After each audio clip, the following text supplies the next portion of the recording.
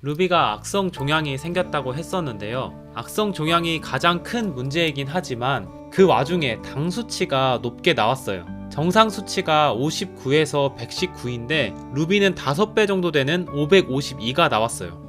그래서 루비는 당뇨로 진단을 받았고 인슐린 주사가 필요한 상황이 되었어요.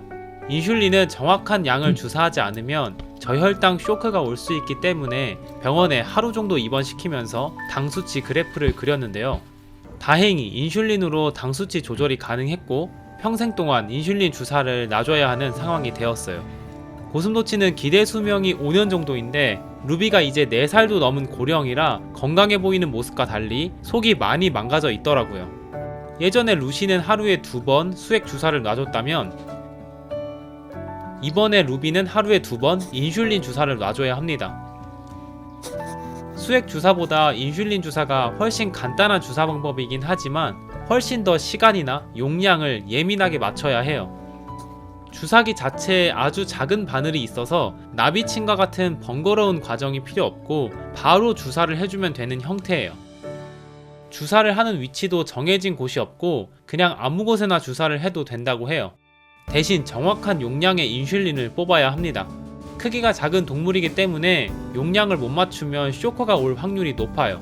처음에는 8칸 용량의 인슐린을 주사했는데 지금은 용량을 늘려서 10칸을 주사합니다. 이렇게 인슐린을 뽑았으면 식사를 마친 루비에게 주사를 하면 됩니다. 바늘이 워낙 작아서 그런지 주사를 해도 루비는 아무 반응이 없어요. 저 또한 바늘이 들어간 건지 느낌이 잘 안 들 정도예요. 그래서 바늘이 들어갔는지 확인을 하기 위해 가시가 없는 옆구리 쪽에 주사를 하고 있어요.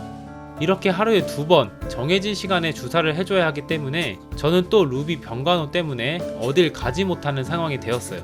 다행히 저는 거의 집에만 있기도 하고 집 밖에 안 나가고 살아도 괜찮은 사람이지만 12시간 이상의 스케줄을 잡지 못하는 상황이라 한 번씩 불편한 상황이 생기곤 합니다. 그래도 루비가 잘 견뎌줬으면 좋겠어요. 하지만 지금은 당뇨보다도 몸속에 악성 종양이 자라고 있다는 사실이 더 중요하고 위험한 상태인데요.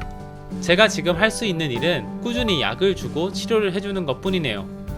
이번에 루비가 아프면서 병원을 다닌 게 한 달 조금 넘었는데 병원비로 벌써 150만원을 넘게 사용했어요. 병원비를 낼 때마다 부담스러운 마음이지만 그래도 아깝다는 생각은 들지 않습니다.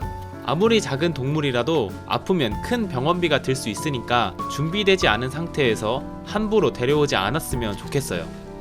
그럼 오늘 루비 소식은 여기까지입니다.